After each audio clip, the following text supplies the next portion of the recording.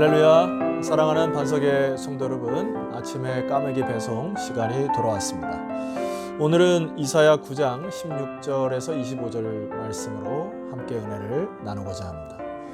오늘은 이 말씀을 시작하기 전에 하나의 전제를 가지고 좀 시작해야 될 것 같아요. 여러분, 우리가 섬기는 하나님은 선하십니다 라는 정의에 동의하시죠? 사도 바울의 고백처럼 모든 것을 합력하여 선을 이루시는 하나님이시다. 여러분, 이 고백이 있어야 우리 안에 일어나는 많은 일들 가운데 하나님께 감사와 찬송의 영광을 돌릴 수가 있습니다. 오늘 이 본문에 이 애굽을 하나님께서 쇠퇴하고 멸망시킨다. 그들에게 재앙을 내리시겠다 하셨지만은, 여러분, 궁극적으로는 그것이 재앙이 아니고 하나님께서 고치시려고 하는 역사인 것, 여러분 기억하셔야 합니다. 하나님은 그가 택한 선민 유대인들만을 사랑하는 것이 절대 아니죠. 모든 열방이 주께 돌아오기로 하나님은 다 마음을 여시고 모든 것을 합력하여 선을 이루신다는 주의 말씀을 이루시기 위하여 지금도 쉬지 않고 일하심을 꼭 기억하시기를 소망합니다. 오늘 그 애굽의 이 재앙을 통하여서 좀 은혜를 나누고자 하는 것은, 여러분 16절부터 시작해서 오늘 마지막 절까지 그 날이라고 하는 단어를 한 6번 정도 쓰는데요. 이게 하나님의 날 또는 하나님의 역사를 이루는 날들을 이렇게 해석할 수가 있습니다. 자, 첫 번째로 우리가 16절 말씀을 통해서 보게 되면은, 그날의 애굽이 부녀와 같을 것이라. 그들이 만군의 여호와께서 흔드시는 손이 그들 위에 흔들림으로 말미암아 떨며 두려워할 것이며. 여기 그날이라고 하는 이 날은 한 이중적인 의미로 사용할 수 있을 것 같아요. 첫 번째 날은, 이 애굽이라고 하는 나라는 굉장히 강한 나라였죠. 군사력으로나 종교적으로나. 그러나 아수르의 힘의 팽창으로 인하여서 이 애굽의 힘의 균형이 깨져버리는, 그래서 아수르가 엄청난 힘으로 도전해 와서 이 애굽의 자존심과 콧대가 꺾어버리는 날로 이해할 수 있습니다. 그래서 마치 이 애굽이 부녀와 같을 것이니라, 이 여성스럽게 변하여 이렇게 주춤주춤하는 그런 상태로 변할 것인데, 이것을 보니까 16절의 말씀 보면 그러한 이유는 만군의 여호와께서 흔드시는 손이 있었다. 즉 하나님의 경영하시는 손, 하나님의 모략이라고 표현할 수가 있겠는데요. 그래서 이 하나님의 흔드시는 경영의 손에 의하여 애굽이 굉장히 부드러워지고 유들유들해질 것이다, 이런 얘기죠. 또한 그날은 이 남유다가 이제 바벨론에 의해서 멸망하는 날이 되기도 합니다. 17절의 말씀 보니까, 유다의 땅은 애굽의 두려움이 되리니 이는 만군의 여호와께서 애굽에 대하여 정하신 계획으로 말미암음이니라. 그 소문을 듣는 자마다 떨리라. 사실 이 덩치로 비교하면은 이 애굽이란 나라가 유다에게 떨 필요가 없겠죠. 그런데 오늘 이 말씀에 보면 이 유다의 작은 땅이 애굽의 두려움이 된다. 이유가 있습니다. 만군의 여호와께서 애굽에게 정하신 계획 때문에 이 애굽은 하나님을 두려워하기 시작한 거예요. 왜냐하면 이들에겐 경험이 있습니다. 그들이 평생 동안 노예로 삼으려고 했던 이 이스라엘 백성이 어느 한날 아침에 하나님의 강한 역사로 인하여 그 땅을 떠나고, 그의 바로의 모든 군대들이 나일강에 수장되었던 그 역사적인 날들을 아마 이들은 기억하실 것입니다. 그래서 다시 그 남유다가 몰려온다고 생각을 하니까 다시 두려워 떠는 바로 그날이라, 이렇게 표현할 수 있어요. 자, 성도 여러분, 우리가 이 아침에 좀 함께 먼저 묵상해 보고자 하는 것은, 이스라엘이 이 힘의 논리에 의해서 계속 마음이 빼앗기거든요. 아수르란 나라가 부강하면 아수르에게 붙었다가, 또 이제 아수르란 나라를 견제하는 나라가 나오니까 이 아수르가 북이스라엘과 아람을 쳐부시고 나니까 이제 아수르 붙었다가, 또 이제 애굽이란 나라가 강성하게 되니까 이제 이 히스기야 왕을 중심으로 다시 친애굽 정책을 펴는 이 힘의 논리에 두려워하고 떠는 이 모습을 보게 됩니다. 하나님 뭐하라 얘기하시는 것이죠? 너희들 이 세상의 강한 나라나 환경이나 이런 모양 때문에 절대로 두려워하지 말아라. 너희들이 가는데도 그 망한 나라들은 떨게 되어 있다. 그러니 하나님 나라의 백성으로 자존심을 지켜라. 이게 이사야를 통하여 그들에게 언약 백성에게 주는 첫 번째 메시지라 저는 생각을 합니다. 자, 18절 이후에 보면 비록 바벨론에 의하여 남유다가 멸망을 하였습니다마는 하나님의 역사와 하나님의 경영, 하나님의 계획은 끊임없이 이루어가는 것을 볼 수 있습니다. 자, 18절 말씀 보시죠. 그날에 애굽 땅에 가나안 방언을 말하며 만군의 여호와를 가리켜 맹세하는 5 성읍이 있을 것이며 그중 하나를 멸망의 성읍이라 칭하리라. 종전에 있을 수도 없는 일이라는 것이죠. 남유다가 바벨론에 의하여 멸망을 하였지만은 이제 이들이 사방에 흩어지게 되었습니다.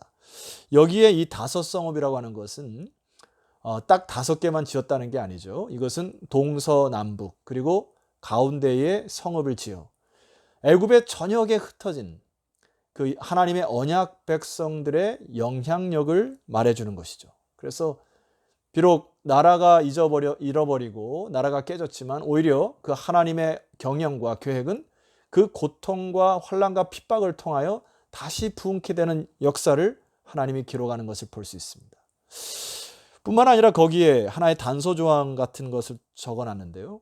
자, 이렇게 얘기했습니다. 그중 하나를 멸망의 성읍이라. 이게 뭐 여러 가지 주석학자들의 논란이 있고 뭐 내용이 있습니다만은 저는 그 이상근 박사의 주석을 통하여서 좀 따르고 싶은 부분이 있습니다. 거기에 보면 이상근 박사의 주석에 보면 회개치 아니한 성읍들이 장차 멸망한다는 경고를 주기 위한 이름이다. 이렇게 해석을 해놨거든요. 영어로 하면 City of Destruction이라는 단어를 씁니다.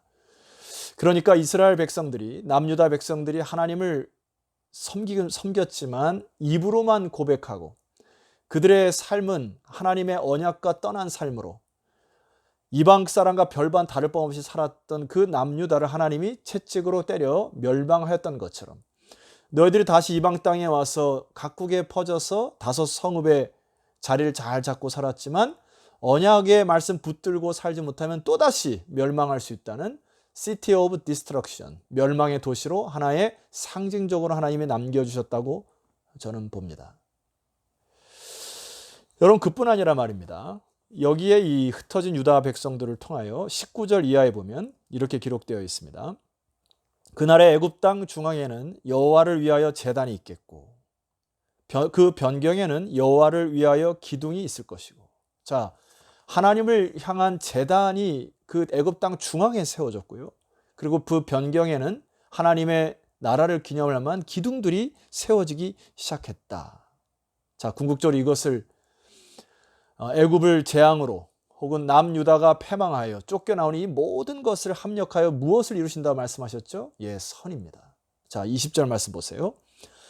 이것이 애굽 땅에서 만군의 여호와를 위하여 징조와 증거가 되리니 이는 그들이 그 압박하는 자들로 말미암아 부르짖겠고 그 압박으로 인하여 여호와 하나님께 부르짖는 일이 애굽 땅에서 일어나기 시작했다는 것입니다. 여호와께서는 비로소 그들에게 한 구원자이자 보호자를 보내사 그들을 건지실 것입니다. 즉 하나님의 영을 보내요 그들을 구원하는 놀라운 일들이 애굽 땅에서 펼쳐질 것이니라. 그래서 여러분, 우리의 고백이 다시 이랬으면 좋겠어요. 고난당한 것이 내게 유익이라는 사도 바울의 고백이 저와 여러분의 고백이 되었으면 좋겠습니다. 일전에 제가 우리 교회도 한번 초청을 하고 여러분에게 설교 때 한번 언급했던 최철규 만화작가가 있습니다. 주중에 갑자기 전화가 왔어요. 이분이 성인 만화를 그리고 돈을 쫓아가면서 세상에 성인 만화를 그리다가 폐농이라고 하는 폐농이 차는 병이 걸려서 거의 죽다가 그 고통 속에 신음하며 하나님께 부르짖어 다시 주어진 생명을 가지고 지금 감사하며 사는데 최근 근황을 물어보니까 돈은 많이 안 되지만 하나님이 원하시는 작업을 위하여 기독교 성경에 관련된 그림만 그리고 있습니다. 비록 박봉으로 살아가고 있지만 하나님이 때를 따라 도우시는 놀라운 은혜를 먹고 삽니다 하고 짧지만 아주 기분 좋고 참 유쾌한 전화 통화를 했던 기억이 납니다. 성도 여러분, 우리에게 인생을 살아가다 여러 가지 많은 고통과 고난이 있을 것이에요. 그러나 자, 21절 이하의 이 말씀을 여러분 놓치시면 안 됩니다. 제가 읽어드릴 테니까 여러분 중심으로 아멘으로 화답하며 따라왔으면 좋겠습니다. 여호와께서 자기를 애굽에 알게 하시리니 그날에 애굽이 여호와를 알고 제물과 예물을 그에게 드리고 경배할 것이요. 자, 이 고통의 결과죠. 여호와께 서원하고 그대로 행하리라. 22절 여호와께서 애굽을 치실지라도 치시고는 고치실 것이므로 그들이 여호와께로 돌아올 것이니라. 여호와께서 그들의 간구를 들으시고 그들을 고쳐주시리라. 결과적으로 그들을 치신 것은 고치시는 역사를 위하여 하나님의 선을 이루신 것을 믿으십니까? 그래서 23절을 보면 하나님의 영으로 인하여 아수르는 애굽으로 애굽은 아수르로 서로 통행하겠고 함께 하나님을 경배하는 날이 올 것이다. 자, 24절 마지막입니다.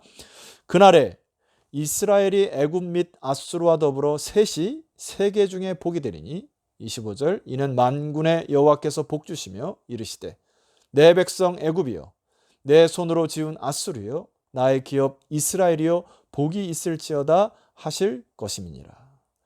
궁극적으로는 하나님이 마지막 날에 아수르든 애굽이든 이스라엘이든 서로 민족이 다르지만 함께 주를 경배하는 형제 나라로 주께서 세워갈 것이다. 사랑하는 반석의 성도 여러분, 오늘 우리는 예수 그리스도를 통하여 바로 이 역사의 현장 가운데 살아가고 있습니다. 지난주에도 파키스탄의 한 목사님이 저를 찾아와서 함께 주의 나라를 위해서 기도하고 함께 합력하고 선을 이룰 것에 대한 부분들을 서로 기도의 동역자로 삼았습니다. 영국에 있을 때에도 하나님의 민족의 백성들이 서로 예수 그리스도의 이름을 모여서 민족과 나라가 다르지만은 서로가 하나의 형제임을 회복하고 함께 중보하고 눈물을 흘렸던 많은 일들을 경험했습니다. 지금 이 나라는 이 전 세계는 코로나 바이러스로 인하여 굉장히 우리가 왕래도 부자연스럽고 외국에 나갈 수 없는 상황이 되었습니다만은 사랑하는 반석의 성도 여러분, 이제 하나님이 우리의 고통과 또 고난을 통하여 하나님이 다시 회복시키실 것 여러분 믿습니까?